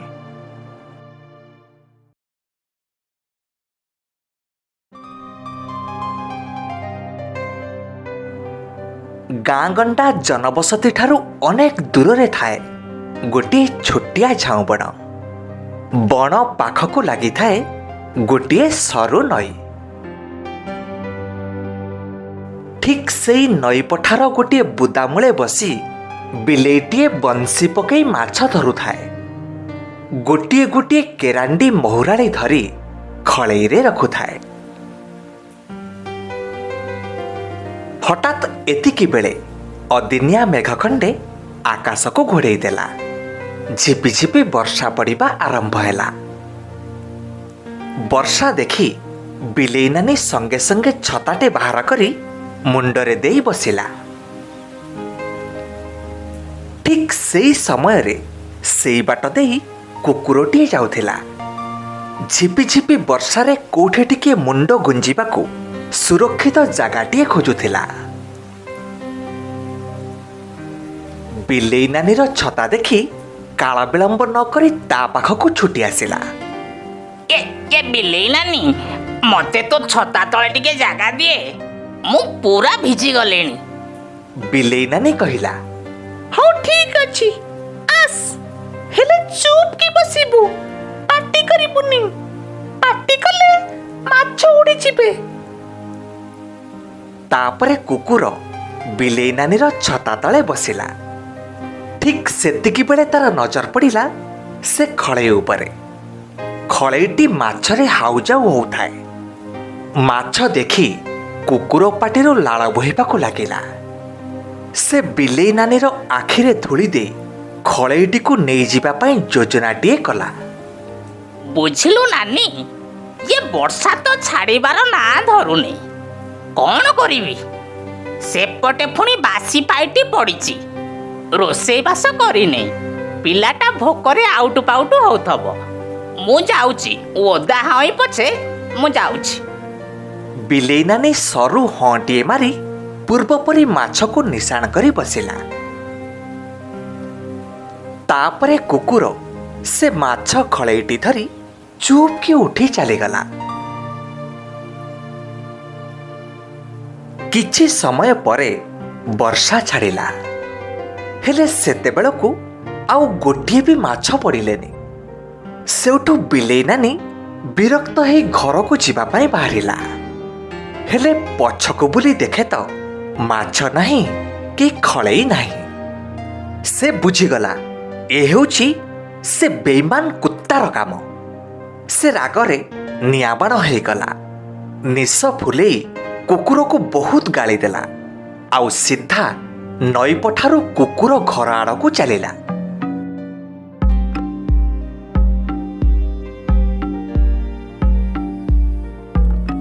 କୁକୁର ଘର ପାଖରେ ପହଞ୍ଚି ଦେଖେ ତ ତା ଘର ବନ୍ଦ ଅଛି।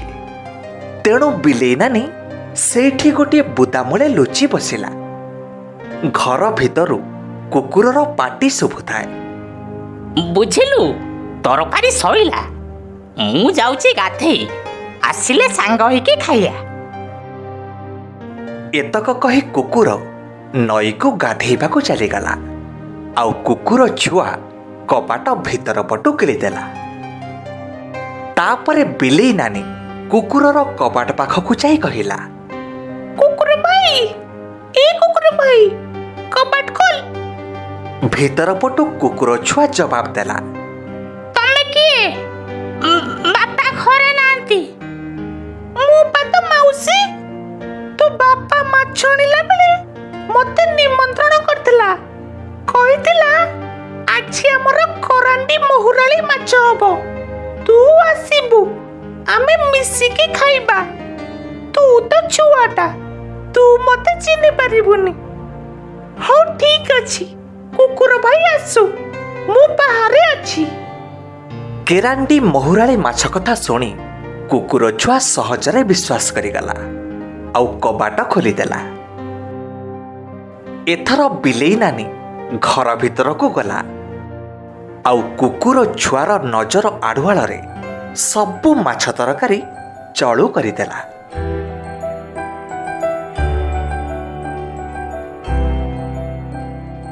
ଆଉ ତାପରେ ସେଠୁ ଉଭାନ ହେଇଗଲା।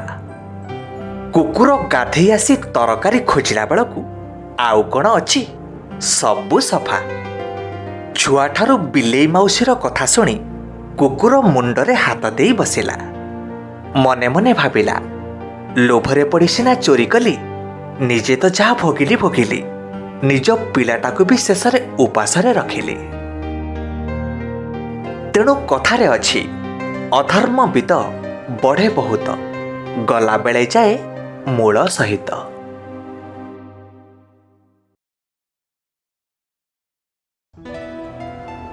ଅନେକ ବର୍ଷ ତଳର କଥା। ଆଣ୍ଡାମାନ ନିକୋବର ଦ୍ୱୀପର ପୋର୍ଟ ବ୍ଲେୟାର ସହରରେ ଜଣେ ସୁନାରୀ ରହୁଥାଏ। ନାଁ ତାର ଅଦିତ୍ୟ। ଅଦିତ୍ୟର ବାପା ମଲା ପରଠାରୁ ସେ ତା ବାପାଙ୍କର ବେପାର ନିଜେ ସମ୍ଭାଳୁଥାଏ। ସେ ଏ ଦ୍ୱୀପରୁ ସେ ଦ୍ୱୀପ ବୁଲି ବୁଲି ତା ବେପାର ବାଣିଜ୍ୟ କରୁଥାଏ। ଥରେ ସେ ଅନ୍ୟ ଏକ ଦ୍ୱୀପକୁ ତାର କୌଣସି କାମରେ ଯାଇଥାଏ। ସେଠି ତାର ଗୋଟିଏ ଭଦ୍ର ବ୍ୟକ୍ତିଙ୍କ ଉପରେ ନଜର ପଡ଼ିଲା। ଅଦିତ୍ୟକୁ ଲାଗିଲା ସତେ ଯେମିତି ସେ ତାଙ୍କୁ କେବେ ଆଗରୁ ଦେଖିଛି। ତାପରେ ସେ ତାଙ୍କ ପାଖକୁ ଯାଇ କହିଲା, କିଛି ଖରାପ ନ ଭାବିଲେ କଥାଟେ କହିବି। ଭଦ୍ରଲୋକଟି ହସି ଦେଇ କହିଲେ, କୁହ। ତାପରେ ଅଦିତ୍ୟ ନିଜ ନାଁ, ବାପାଙ୍କ ନାଁ ଓ ଠିକଣା ଦେଇ କହିଲା, ମୁଁ ଛୋଟବେଳେ ଥରେ ମୋ ବାପାଙ୍କ ସହ ଏଇ ଦ୍ୱୀପକୁ ଆସିଥିଲି। ଏଠି ବାପାଙ୍କର ଜଣେ ବନ୍ଧୁ ଥିଲେ। ଆପଣ ଠିକ୍ ତାଙ୍କ ପରି ଦିଶୁଛନ୍ତି। ଆପଣ ବୋଧେ ତାଙ୍କ ପୁଅ କିମ୍ବା ରକ୍ତ ସମ୍ପର୍କରେ କେହି ହେବେ। ଅବଶ୍ୟ ମୁଁ ସେତେବେଳକୁ ବହୁତ ଛୋଟ ଥିଲି, ତେଣୁ ତାଙ୍କ ନାଁ କି ଠିକଣା ଜାଣିନି, କି ସେ କ'ଣ କରନ୍ତି ତା ମଧ୍ୟ ଜାଣିନି। ଏକଥା ଶୁଣି ଭଦ୍ରଲୋକ ଜଣକ ଟିକିଏ ହସି ଦେଇ କହିଲେ, ଠିକ୍ ଅଛି, ତେବେ ଚାଲ ମୋ ଘରକୁ ଚାଲ। ମୁଁ ଏଇ ପାଖରେ ରହୁଛି। ଆଜି ରାତ୍ର ଭୋଜନ ମୋ ଘରେ କରିବା। ଅଦିତ୍ୟ ଥିଲା ଭାରି ସାହସୀ ଓ ବିଶ୍ୱାସୀ। ତେଣୁ ବିନା ଦିଗ୍ଧାରେ ସେ ସେହି ଭଦ୍ରଲୋକଙ୍କ ସହ ତାଙ୍କ ଘରକୁ ଗଲା। ଦୁହେଁ ବସି କଥା ହେଉଥାନ୍ତି। ହଠାତ୍ ଅଦିତ୍ୟର ନଜର ପଡ଼ିଲା ଗୋଟିଏ ପୁରୁଣା ଫଟୋ ଫ୍ରେମ୍ ଉପରେ, ଯେଉଁଥିରେ ଅଦିତ୍ୟର ବାପାଙ୍କ ସହ ଅବିକଳ ଉକ୍ତ ଭଦ୍ରଲୋକଙ୍କର ଫଟୋଟି ଝୁଲୁଥିଲା। ଫଟୋଟିକୁ ଦେଖି ଅଦିତ୍ୟର ଉତ୍କଣ୍ଠା ବଢ଼ିବାକୁ ଲାଗିଲା। ସେ ଭଦ୍ରବ୍ୟକ୍ତିଙ୍କୁ ପଚାରିଲା, ଆପଣ କିଏ ମୋତେ ସତ କୁହନ୍ତୁ। ଭଦ୍ରଲୋକଟି କହିଲେ, ମୁଁ ଜାଣିଥିଲି ତୁମେ ନିଶ୍ଚିନ୍ତ ଏ ଫଟୋ ବିଷୟରେ ପଚାରିବ। ମୁଁ ଠିକ୍ ଏଇ ଫଟୋର ରହସ୍ୟ କହିବାକୁ ତମକୁ ଘରକୁ ଡାକିଛି। ଅଦିତ୍ୟ ଅତି କୌତୂହଳ ହୋଇ ସେ ଲୋକର ମୁହଁକୁ ଚାହିଁ ରହିଲା। ତାପରେ ଭଦ୍ରବ୍ୟକ୍ତି ଜଣକ ତାଙ୍କ କଥା ଆରମ୍ଭ କଲେ, ଆଜକୁ 30 ବର୍ଷ ପୂର୍ବେ ମୁଁ ମଧ୍ୟ ତମ ପରି ଦ୍ୱୀପରୁ ଦ୍ୱୀପ ବୁଲି ବେପାର ବାଣିଜ୍ୟ କରୁଥିଲି। ଏକଥା ଶୁଣି ଅଦିତ୍ୟ ଟିକେ ଆଚମ୍ବିତ ହୋଇ କହିଲା, ହେଲେ ଆପଣଙ୍କୁ ତ ଏବେ 35-40 ବର୍ଷ ହେବ। ଆପଣ କ'ଣ 5 ବର୍ଷରୁ ବେପାର ଆରମ୍ଭ କଲେଣି? ଭଦ୍ରବ୍ୟକ୍ତି ହସି ଦେଇ କହିଲେ, ସେତେବେଳକୁ ମୋ ବୟସ 40। ତାପରେ ଅଦିତ୍ୟ କହିଲା, ତାହେଲେ ଆପଣଙ୍କ କହିବା ଅନୁସାରେ ଆପଣଙ୍କ ବୟସ ଏବେ 70। ଆପଣ ମୋ ସହ ଥଟ୍ଟା କରୁଛନ୍ତି। ଭଦ୍ରବ୍ୟକ୍ତି ଜଣକ କହିଲେ, ମୁଁ ସେଇ ବିଷୟରେ କହିବାକୁ ଯାଉଛି, ତୁମେ ଶୁଣ। ତାପରେ ସେ ତାଙ୍କ ଅଙ୍ଗେ ନିଭା କଥା କହିଲେ, ମୁଁ ଯେବେକାର କଥା କହୁଛି, ସେବେ ମୋ ବେପାରକୁ ଟିକେ ବଢ଼େଇବା ପାଇଁ ମୁଁ ଦୂର ଦୂର ଦ୍ୱୀପର ସନ୍ଧାନରେ ଯାଉଥାଏ। ଥରେ ଏମିତି ଜଳପଥରେ ଯାଉ ଯାଉ ଗୋଟେ ନୂଆ ଦ୍ୱୀପରେ ପହଞ୍ଚିଲି। ସାଥିରେ ଥାଏ ମୋର ଜଣେ ନାବିକ। ଦ୍ୱୀପର କୂଳେ କୂଳେ ନୌକା ଯୋଗେ କିଛି ବାଟ ବୁଲିଲୁ, ହେଲେ ଭଲ ତୁଠଟିଏ ପାଇଲୁ ନାହିଁ। ତଥାପି ଗୋଟିଏ ଜାଗାରେ ନୌକା ରଖି ସେଇ ବାଟ ଦେଇ ଦ୍ୱୀପକୁ ପ୍ରବେଶ କଲୁ। କିନ୍ତୁ ସେ ଆଖପାଖରେ କୌଣସି ଜନବସତି ବା ରାସ୍ତାଘାଟର ସନ୍ଧାନ ପାଇଲୁ ନାହିଁ। ଖାଲି ସନ୍ତସନ୍ତିଆ ବଣ ଜଙ୍ଗଲ। ଅନେକ ବାଟ ଚାଲିଲୁ, ହେଲେ କେହି ଲୋକବାକ ଦିଶିଲେନି। ସେଇ ଅପନ୍ତରା ଜଙ୍ଗଲି ପଥରେ କିଛି ବାଟ ଚାଲିଗଲୁଣି। ସେତେବେଳକୁ ଟିକେ ଟିକେ ଭୟ ବି ଲାଗିଲାଣି। ଯେତେ ଯେତେ ଆଗକୁ ଯାଉଥାଉ ସେତେ ସେତେ ମନରେ ଭୟ ବଢ଼ୁଥାଏ। ତାପରେ ଆମେ ଗୋଟିଏ ପାହାଡ଼ ଉପରକୁ ଚଢ଼ିଗଲୁ। ପାହାଡ଼ ଉପରୁ ଥାଇ ଦେଖିଲୁ ଦ୍ୱୀପଟି ଥିଲା ଭାରି ଛୋଟ। ସେଠୁ ଦ୍ୱୀପର ସବୁ ଅଞ୍ଚଳ ଭାରି ସ୍ପଷ୍ଟ ଦିଶୁଥିଲା, କିନ୍ତୁ କୌଣସି ଜନବସତିର କାଣିଚାଏ ବି ସୁରାଗ ନଥିଲା। ନିରାଟ ବଣ ଜଙ୍ଗଲ। ଏବେ ମନରେ ଡର ଦ୍ୱିଗୁଣିତ ହେଲା। କାଳେ କୋଉ ବଣୁଆ ଜୀବଜନ୍ତୁଙ୍କ ହାବୁଡ଼ରେ ପଡ଼ିଯିବୁ, ଅକାଳରେ ଜୀବନ ଯିବ। ଏଇ କଥା ଭାବି ଆମେ ସହଳ ସହଳ ଫେରିବାକୁ ପ୍ରସ୍ତୁତ ହେଲୁ। ଠିକ୍ ସେହି ସମୟରେ ହଠାତ୍ ଆମ ନଜର ପଡ଼ିଲା ଗୋଟିଏ ପୁରୁଣା କୂଅ ଉପରେ। ଏ ନିର୍ଜନ ଦ୍ୱୀପରେ କୂଅ? ମନରେ ଅନେକ ପ୍ରଶ୍ନ ଖେଳିଲା। କୂଅ ବିଷୟରେ ଜାଣିବାର ଆଗ୍ରହ ବଢ଼ିଲା। ତାପରେ ଆମେ ସେ କୂଅ ପାଖକୁ ଗଲୁ। ହଠାତ୍ ନାବିକଟି କହି ଉଠିଲା, ମୁଁ ଭଲ ଭାବେ ବୁଝିଗଲି। ମୁଁ ଜଙ୍ଗଲ ବାଟ ଦେଇ ଆସିଲା ବେଳେ ଯାହା ଅନୁମାନ କରୁଥିଲି ତାହା ସତ। ତାପରେ ମୁଁ ତାକୁ ପଚାରିଲି, କ'ଣ ବୁଝିଗଲୁ, କ'ଣ ଅନୁମାନ କରୁଥିଲୁ? ନାବିକ କହିଲା, ହଁ, ଇଏ ଗୋଟିଏ କୁହୁକ ଦ୍ୱୀପ, ଆଉ ଏ କୂଅ ବି ଗୋଟିଏ କୁହୁକ କୂଅ। ମୁଁ ଆଗରୁ ଗୋଟେ ବହିରୁ ପଢ଼ିଛି, ଏ କୂଅରୁ ପାଣି ପିଇଲେ ମଣିଷ ଆଉ ବୁଢ଼ା ହୁଏ ନା। ମଣିଷର ବୟସ ଯୋଉଠି ଥାଏ ସେଇଠି ରହିଯାଏ। ଏଠି ଗଛମାନେ କଥା କହନ୍ତି। ଏ ଦ୍ୱୀପଟି ପ୍ରାୟ ସବୁବେଳେ ସମୁଦ୍ର ଭିତରେ ବୁଡ଼ିକି ରହେ। ବର୍ଷରେ କେବେ କେବେ ଏ ଦୃଶ୍ୟମାନ ହୁଏ। ଚାଲ ଆମେ ଏଠୁ ଶୀଘ୍ର ନୌକାକୁ ଯିବା, ନହେଲେ ଦ୍ୱୀପ କେତେବେଳେ ବୁଡ଼ିଯିବ ତାର କିଛି ଠିକ୍ ଠିକଣା ନାହିଁ। ମୁଁ ଏକଥାକୁ ବିଶ୍ୱାସ କରିବି କି ନାହିଁ ଭାବିବାକୁ ସମୟ ପାଇଲି ନାହିଁ। ସେ ସତ ହଉ କି ମିଛ ହଉ, ଆମକୁ ତୁରନ୍ତ ନୌକା ପାଖକୁ ଫେରିଯିବାକୁ ହେବ। ଏଇ ନିଷ୍ପତ୍ତି ନେଇ ଫେରିବାକୁ ପାଦ କାଢ଼ିଛୁ। ମନରେ କୌତୂହଳ ସୃଷ୍ଟି ହେଲା। ଯାଉ ଯାଉ ଏ କୂଅରୁ ଟୋପେ ପାଣି ପିଇ ଦେଇ ଯିବାରେ କ୍ଷତି କ'ଣ? ଯଦି ନାବିକ କଥା ସତ ହେଇଥାଏ ତେବେ ତ ଚମତ୍କାର ହେଇଯିବ। ଆଉ ତାପରେ ଆମେ ଦୁହେଁ ସେ କୂଅରୁ ପାଣି ପିଇ ପୁଣି ନୌକାକୁ ଫେରିଲୁ। ଅଦିତ୍ୟ ପଚାରିଲା, ତାପରେ ତାପରେ କ'ଣ ହେଲା? ତାପରେ ଆମେ ନୌକାରେ ବସି ସେ ଦ୍ୱୀପରୁ କିଛି ବାଟ ଆସିଛୁ। ହଠାତ୍ ପଛକୁ ଚାହିଁ ଯାହା ଦେଖିଲୁ ନିଜ ଆଖିକୁ ବିଶ୍ୱାସ କରିବା ସହଜ ନଥିଲା। ଅଦିତ୍ୟ ଅତି ଉତ୍ସାହର ସହ ପଚାରିଲା, କ'ଣ ହେଲା କି, କ'ଣ ଦେଖିଲେ? ଦ୍ୱୀପଟି ଧୀରେ ଧୀରେ ଅଗଭୀର ସମୁଦ୍ର ଗର୍ଭରେ ଡୁବି ଡୁବି ଯାଉଥିଲା, ଠିକ୍ ପଶ୍ଚିମ ଆକାଶରେ ଅସ୍ତରଙ୍ଗ ସୁରୁଜ ବୁଡ଼ିଲା ପରି। ଆଉ ଦେଖୁ ଦେଖୁ କିଛି ସମୟ ମଧ୍ୟରେ ସମ୍ପୂର୍ଣ୍ଣ ବୁଡ଼ିଗଲା। ଅଦିତ୍ୟ ପ୍ରଶ୍ନ କଲା, ମାନେ ନାବିକ ଯାହା ସବୁ କହୁଥିଲା ତାହା କ'ଣ ସତ? ହଁ, ସତ। ମାନେ ଆପଣଙ୍କ ବୟସ ବି? ଭଦ୍ରବ୍ୟକ୍ତି ଜଣକ କହିଲେ, ହଁ, ମୁଁ ଠିକ୍ ସେଇ କଥା କହୁଥିଲି। ଏସବୁ କହିବାର କାରଣ ହେଉଛି ମୁଁ ହିଁ ତୁମ ବାପାଙ୍କର ସେଇ ପୁରୁଣା ବନ୍ଧୁ। ମୁଁ ଆଜି ବି ଠିକ୍ ସେଇ ବୟସରେ ଅଛି ଯେଉଁ ବୟସରେ ମୁଁ କୁହୁକ ଦ୍ୱୀପର କୁହୁକ କୂଅରୁ ପାଣି ମୁନ୍ଦେ ପିଇଥିଲି।